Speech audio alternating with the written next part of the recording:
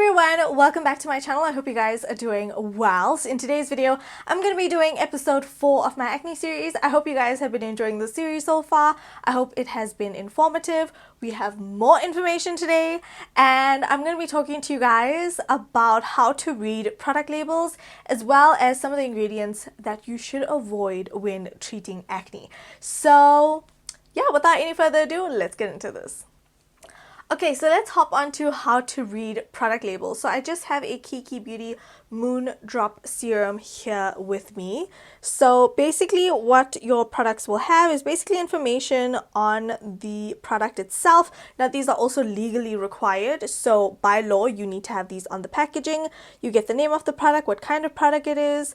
You get the ingredients list, so all of the ingredients in the product. You get the little description on how to use it, directions on how to use. There's so many symbols that you can also come across, like cruelty free, and then you also have that little tab that says 12 months or 36 months or however many months. That actually tells you how long the product is meant to last once opened. So always use your products within that time frame of like 12 months or 6 months, and that is when you will get the best use out of your products.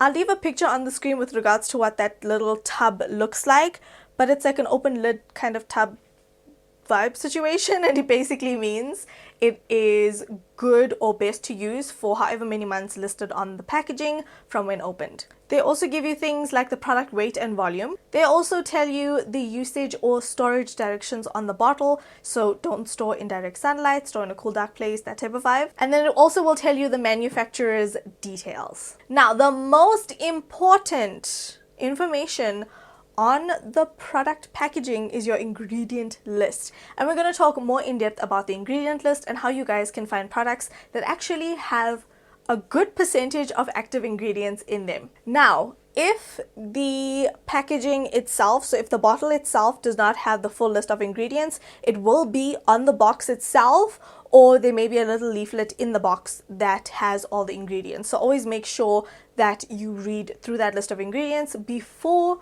you buy any products. Now, ingredient list is basically a list of ingredients that is in the products. Now, these are listed from descending order. So it ranges from highest concentration to lowest concentration. And this rule is based on the international nomenclature for cosmetic ingredients. So the highest concentrations need to be at the top of the list.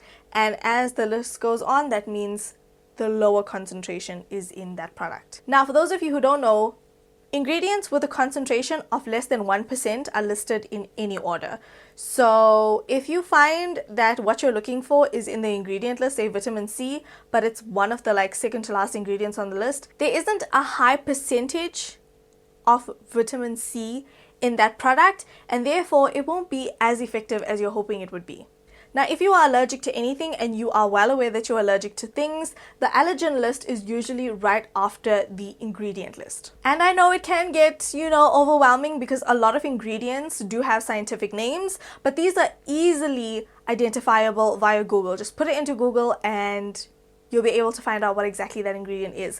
A most common ingredient would probably be vitamin E, which is known on some packaging as tocopherol. So, if you guys watched the last episode, if you did not, you best go watch it, okay? You guys know that niacinamide is exceptionally good for the skin, and one way that we know that the Kiki Beauty Serum works exceptionally well in that sense is that the niacinamide ingredient is second on the ingredient list when it comes to this product. So the higher up on the ingredient list a certain ingredient is that you're looking for benefits, the better it is catered to your concerns. So always make sure that whatever you're looking for is higher up on the ingredients, on the ingredient list, as opposed to lower down in the ingredient list. Ingredient lists are very easy to read. I know it is very overwhelming when you look at it and you're like, but also if you are sensitive and you have sensitive skin and you're noticing one ingredient, say it's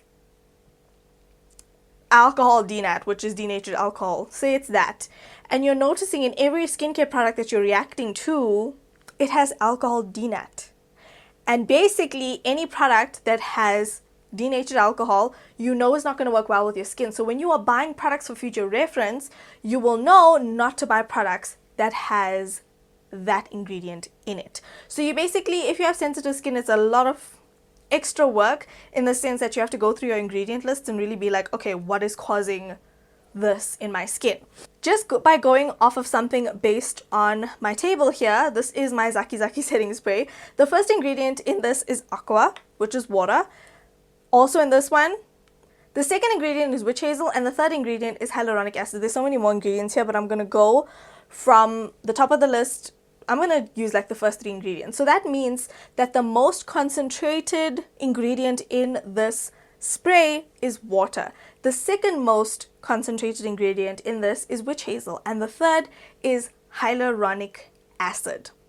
So that is how you read a product label. Say for example, I am looking for something that has witch hazel because I need to calm down my skin, my acne is flaring up. If you look at a product, a spray, a calming mist, anything of that sort, and you see witch hazel as one of the first 3 to 4 ingredients, you know you're going to get a good concentration of witch hazel, and it's going to benefit your skin in the most effective way. Okay, so now that we have spoken about how to read product labels, we're going to go into the products that you should ideally avoid when dealing with acne prone skin. The first one is synthetic perfumes. Now, perfumes can cause sensitivity in a lot of skins. It can aggravate acne, so that's why a lot of people would recommend all natural ingredients for treating acne prone skin, because it can cause a lot of irritation and sensitivity with synthetic perfumes and all of that stuff. Next we have essential oils. Now I know tea tree essential oil is a great essential oil for treating breakouts. However, some essential oils are a bit too stimulating.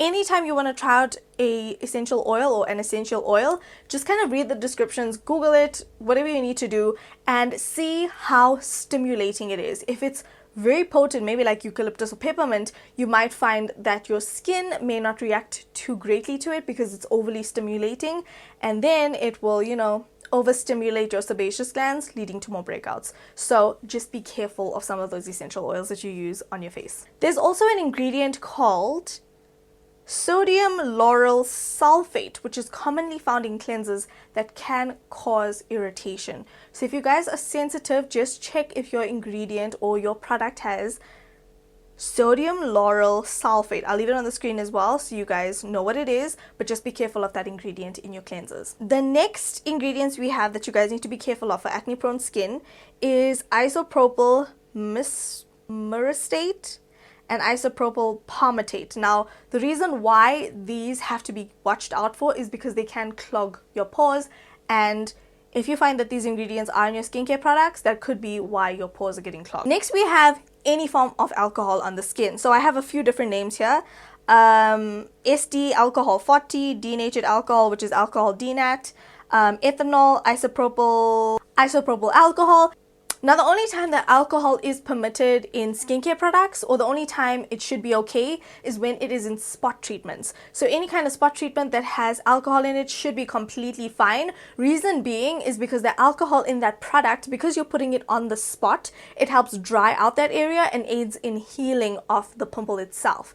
So on a large scale, you don't want to be putting products that have high alcohol content on your skin, because like I said, that will cause your skin to react negatively with regards to acne. And if you have sensitive skin, you definitely do not want to go near anything that has a high content of alcohol in it. Next is coconut oil. Now, I know a lot of people can get away with using coconut oil, but coconut oil has proven to be comedogenic, which means it can clog your pores. Now, some people can get away with using coconut oil, some people can't. So if you've been using coconut oil and you're finding your skin is getting clogged, you're getting a few comedones here and there, you're getting like clogged pores, then maybe try stop using it and see if it makes a difference to your skin. Like I said, this may be different for everyone because I know so many people love coconut oil, but it could have an adverse effect for some people. Now, the next ingredient is lanolin. Lanolin is extracted from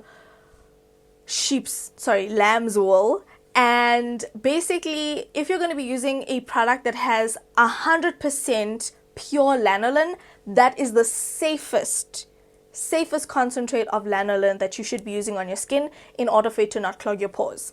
Another one is cocoa butter. Now, apparently cocoa butter is also considered to be comedogenic. So again, I feel like this is just like coconut oil. If you are not having issues, if you're using coconut oil or cocoa butter, then I'm sure it's fine. But I think some products can clog your pores. Some people's skin may be also sensitive towards it, so it will clog your pores. And one of the last ingredients is silicone. So this we find in our primers, sunscreens, so many different products that we use on our skin. But this also depends on the person's skin type. So if you are using any silicone based anything and it's clogging your pores and your pores are just not living their best lives, then try to find something that doesn't have silicones in it that is clogging up your pores. Again, there are so many different types of silicones. There's dimethicone, there's a few other types of silicones. You guys can Google them and find out the names. There's so many different types, and you just need to like weed out which one exactly is causing your flare up in skin. Personally, I don't have any sensitivity towards silicones, so I just use any primers and I don't really find that it clogs my pores or anything to that effect. But yeah, like I said, each to their own. Some of these ingredients will obviously apply to some people. Some of these ingredients won't, because you guys may have been using it for a long period of time and you've noticed nothing is happening. If anything, your skin looks better. So each to their own. These are some of the ingredients that can cause issues when you have acne, and some of the ingredients you should consider avoiding if you do have acne prone skin and you currently have active acne. So that is it, you guys, for episode 4 of my acne series. I hope you guys have learned a lot today. I hope you guys have learned how to read your product labels, how to find out if your product has a good concentration of an ingredient within the product, so you know it's going to be beneficial for you. Thank you guys so much for watching. I love you guys so much. Don't forget to slay all day every day with Amazon makeup, and I'll talk to you guys in my next video. Bye bye.